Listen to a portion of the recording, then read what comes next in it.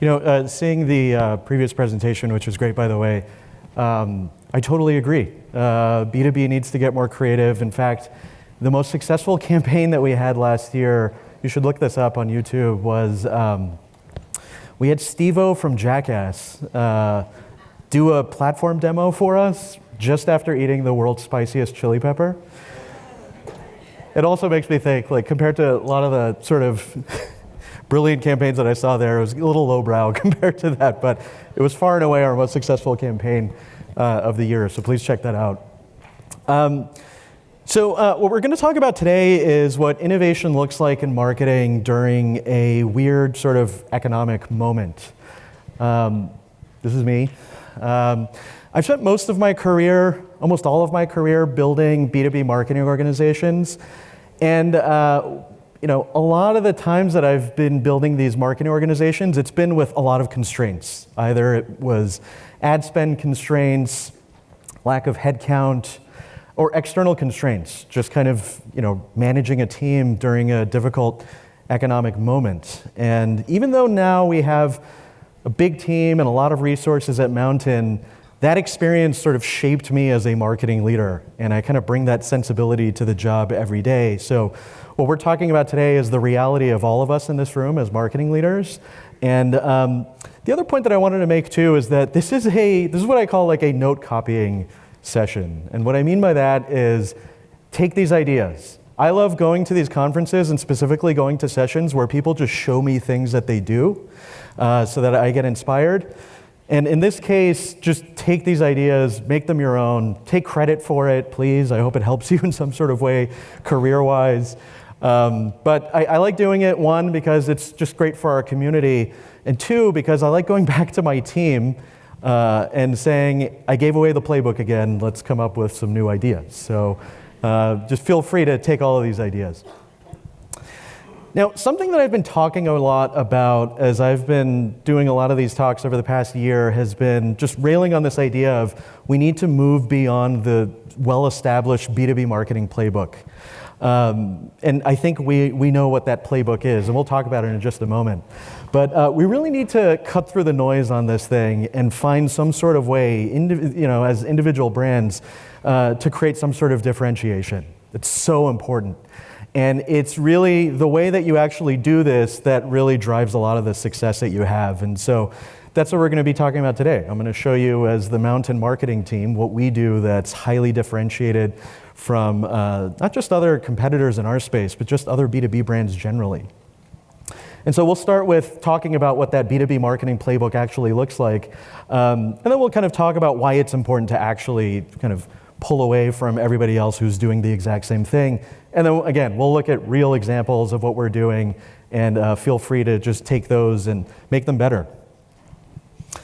Now let's talk about that B2B marketing playbook that everyone does. Search advertising, LinkedIn advertising. Everyone loves to hate LinkedIn advertising, but we have to do it. The mechanics of B2B marketing, of ads to landing pages to gated content, triggering drip campaigns and marketing automation. The point here I want to be really clear on is it's not to say don't do it. You certainly need to do it. My point here is that this is table stakes. If this is the entirety of what your marketing team does, I think you're in trouble, because this is all stuff that should be relatively straightforward and easy to implement. There's a lot of great marketing technology out there in the marketplace that helps you automate most of this stuff anyway. And so again, if you're kind of kicking your feet up because you just do this, I'd say you really need to kind of reevaluate your whole marketing program. Now, you really need to take a leap here. And taking a leap is going to really be the thing that helps you obviously cut through the noise, but also kind of better deliver your message to your prospects. Something that we'll be talking about quite a bit today is this idea of your B2B prospects are regular people too. And so you should sort of market accordingly. Another thing is, back in Boston when I was on stage, I mentioned something that afterwards I got a lot of feedback from other marketing leaders in agreement, which was this idea that ingenuity beats technology. And I'm saying that as someone who runs marketing for an advertising technology platform. But really, again, I'll reiterate what I mentioned before, which is my best marketing campaigns, my best marketing ideas are very low tech. And in fact, later today, I'm going to show you a newsletter, which is like one of the oldest sort of digital marketing tactics that exist. But deploying it in a smart way is going to serve you really well. And so there's a lot of tactics out there that you can deploy to great success that aren't going to cost you a lot of money, if anything at all. And so all these ideas that I'm about to share with you, we've deployed. They're out in market. We've tested them. And they're really the pillars to our successful marketing campaigns today. And again, considering that I'm giving it all away to you, hopefully I could come back in a year with a new set of ideas that we deployed this year to share. But let's dig right into it. First is something that we call satellite properties. You may think of these as microsites. And the thrust behind this is, look, if we're being really honest with ourselves, when a prospect visits a standard B2B website, they get clobbered over the head with pop-ups, chatbots, modals, gated content. There's 40 things that are tracking them when they visit that website. It's all this great technology that's here, but it's overwhelming for users. What we wanted to do was create an experience for prospects where it was separate from our corp site. We wanted to create a bit of a division. We wanted the corp site to be all the classic stuff that you need to have, product pages, a way to contact us, a blog that contains product announcements and features, things like that. But we also wanted a little bit of separation to get a message out to our prospects at arm's length. And we also wanted to be disarming to our prospects too. And if this thing goes well, then it'll also serve our digital marketing goals as well. So last year we launched something called Mountain Research. You could check it out yourself, research.mountain.com. Mountain Research is a standalone research publication. It's sourced with our platform data. Just to quickly explain, Mountain is a connected television or streaming TV advertising platform. We have a bunch of advertisers that pixel their websites, run TV campaigns on our platform, and treat it like a performance channel. And so we are able to aggregate data from our platform, from all the advertisers that use our platform, and report back on what consumer behavior looks like, or report back on the successes that advertisers are having with television advertising. And so Mountain Research is our home for first-party research. We publish that research. Here you see an example of it. A couple of months ago, we published some year-over-year results for advertisers on TV, kind of showing how their performance has been evolving over time, which is really, really useful. We also use this as an opportunity to sort of contextualize third-party research that may be of interest to our audience. And then we also deploy our own research, our own sort of surveying. And we'll look at some results of that a little bit later too. We call that Mountain Research Peaks. And this whole property has been tremendously successful for us. Here's some metrics related to it. 23% higher demo take rate when someone visits Mountain Research along their user journey. So now we really prioritize getting people to consume content on Mountain Research. The important thing is you visit Mountain Research, you'll see you're not going to get clobbered over the head with a bunch of CTAs and things to request a demo. In fact, I don't think there's any CTA on Mountain Research to directly request a demo. Everything's done very passively on that experience because we're prioritizing the content first. A 20% average month-over-month increase in traffic. What's great about this is this property didn't exist a year ago. And we just synthesized this thing that now gets a ton of traffic on its own. And now that's traffic that we can do some interesting things with. And as I mentioned, it also can serve our digital marketing goals too. For example, an 8% higher click-through rate on Mountain Research retargeting lists when used on LinkedIn as opposed to our standard corp site retargeting lists. So this is higher quality traffic with a higher propensity to convert. And just generally from a branding standpoint, this has been huge for us. We've had a lot of people notice this and kind of look at us as thought leaders because we're publishing primary research. We also use the Mountain Research brand to do partnerships with other publications. We've done studies with Digiday and eMarketer under the Mountain Research name. We do webinars where we publish this research and present it. And so we're building the Mountain Research brand. It's a new brand for us to manage. Now you may wonder, how are you able to publish all of this content? Really, we did not scale up our content marketing team to do this. We just got really honest with ourselves in terms of the existing content that we publish as a content marketing team. We thought very critically about all of those blog posts that our content marketers were publishing and the value of that to us as opposed to using that time with our content marketing team to publish research. So this has been tremendously successful for us. And again, you may already have an idea or a category of content that you can repurpose, but again, create some sort of satellite property that orbits around your main corp site and dial down the pressure in terms of trying to convert prospects and play the long game, and this may help you out as well. Next, we drink our own champagne. I guess that's a more elegant way to say we eat our own dog food, but we use our own platform. We, as I mentioned, are a streaming TV advertising platform. The reason why this works for us as a B2B brand is specifically because Mountain is what we call a performance TV platform. And advertisers use Mountain to run performance marketing campaigns on television. And so it looks, feels, smells like all the other performance marketing channels that you're using. You could look at visit reports and conversion reports and analyze that data. And again, you could measure it inside Google Analytics. So again, it sits really nicely alongside the sort of tried and true performance marketing channels that you use. And it's really impactful for us as a B2B brand. Every month, a quarter of all of our website's traffic is attributed to the TV campaigns that we run. So it's incredibly impactful. And it's become a channel that we can't turn off, which should sound familiar to you all because I'm sure paid search is something like that for you as well. But now I'm in this weird position as a marketing leader at Mountain where I can't turn off Mountain because we really rely on that flow of traffic to our website. There's a couple of other considerations for B2B brands when it comes to TV advertising. Obviously, TV is a prestigious ad placement, arguably the most prestigious ad placement you can have. But more importantly, it gives you some breathing room when it comes to getting your message out there.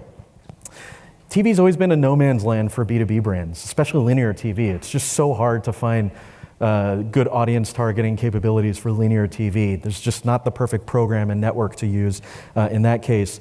Whereas on streaming TV, you're laser targeting your prospect, and you just don't have a lot of other B2B brands that are advertising against you.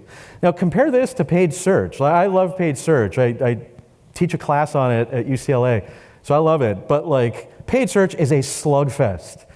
Paid search, your ad is placed side by side with 3 other brands every single time a page is loaded.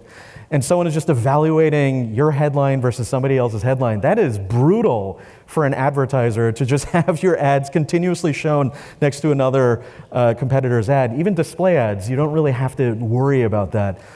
Whereas in connected television, you have a lot of room. It's still a lot of just kind of like CPG companies, a lot of direct-to-consumer brands.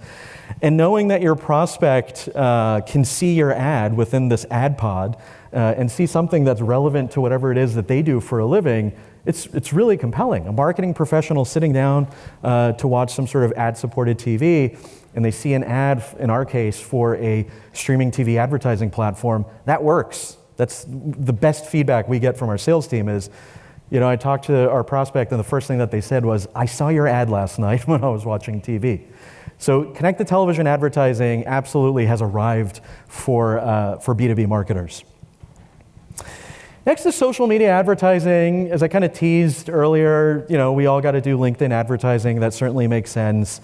But social media advertising is getting interesting for B2B marketers. I credit platforms like Metadata, for example. I think Metadata does a great job at kind of taking B2B marketers to platforms that they wouldn't have normally thought to advertise on. I'm seeing a proliferation of B2B ads on Instagram. So I think that's great. Specifically in our case, these channels, specifically Reddit, TikTok, and Snapchat, have been really interesting for us. I think I've been most surprised by Reddit, and it's been really good for us as a B2B brand. And so just to kind of go through some examples of this, starting with Reddit, This is an ad we ran for QuickFrame. QuickFrame's a video production marketplace that we acquired last year. This is an ad that we ran for them. I'm not going to read it out loud because I think I'll get in trouble. But the great thing about Reddit, I don't know if we have Redditors in the room, but Reddit, first of all, the rule to Reddit is you gotta keep it real. They sniff out BS very easily, and so bad ads get lampooned on Reddit all the time. So you got to have a authentic voice when you're advertising on Reddit. But speaking as a digital marketer for a moment, the great thing about Reddit and the thing that should excite you about it is good performance marketing platforms are ones that organize audiences very, very neatly. That's why social media platforms like Meta are so successful with advertising, because there's just this intrinsic organization to all of the data in it, which makes it really conducive to advertising. Reddit is that. Reddit, by definition, is a community of communities. Everyone has self-organized themselves on Reddit, and so it makes advertising really effective if you know which communities you actually want to target. So really recommend, as B2B advertisers, you take Reddit very seriously. It's also been pretty cost-effective for us, too. We've been really impressed with the volume. Next is TikTok.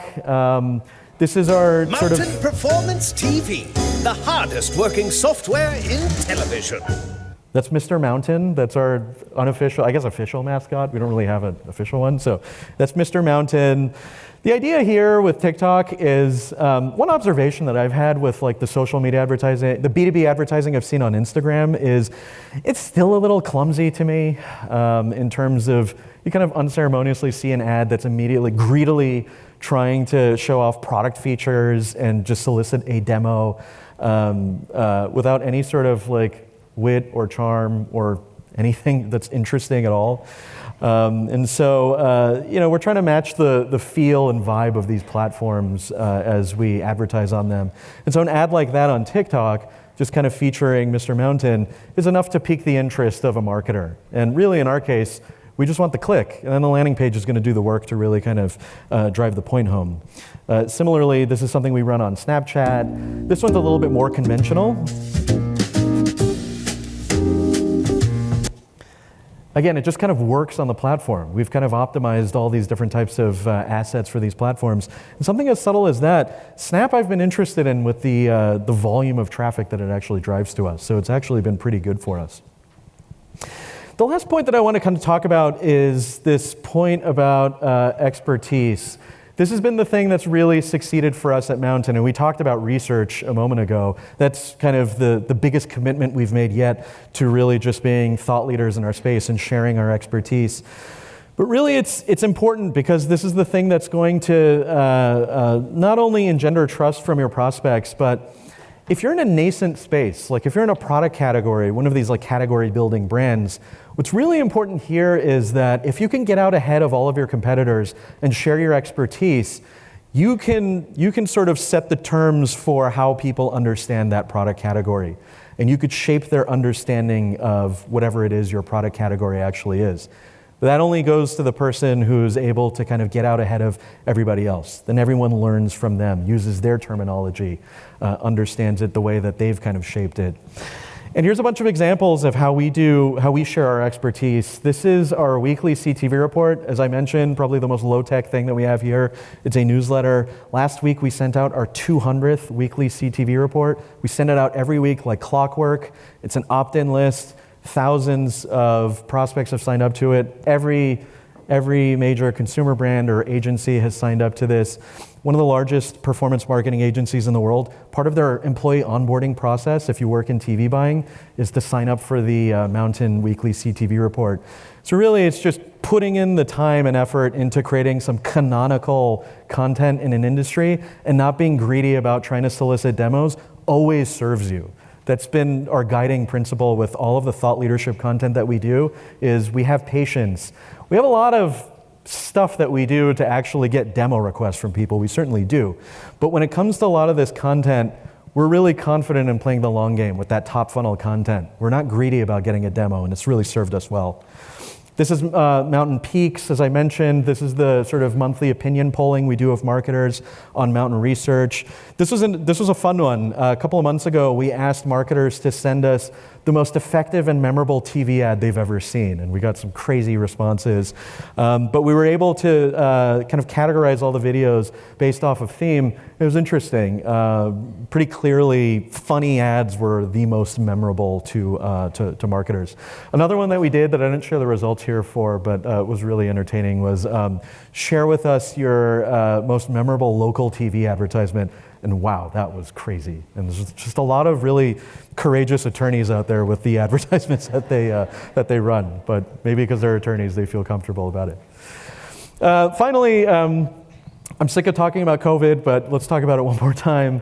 Back when lockdown happened, again, to this point about the privileged position Mountain is having a performance marketing platform with advertisers who pixel their websites, we have a view into consumer behavior. Billions of dollars in economic activity we have a view into through our platform. And so when lockdown happened, we aggregated the sort of shopping activity of the visitors to advertisers' websites over the first week of lockdown and compared it to the week prior. And this was one of the first published glimpses into what consumer behavior looked like when everyone was stuck at home. And within a couple of days of publishing this, our CEO was on CNBC and Bloomberg Radio sharing all the results of all of this data. And so this is, again, something that didn't really cost us anything to aggregate. This is just first-party data that we aggregated and we published. But we're really smart about how we got it out there and how we deployed it, and that's how it really served us well. So leaning into expertise has just been tremendously important for us as a marketing organization.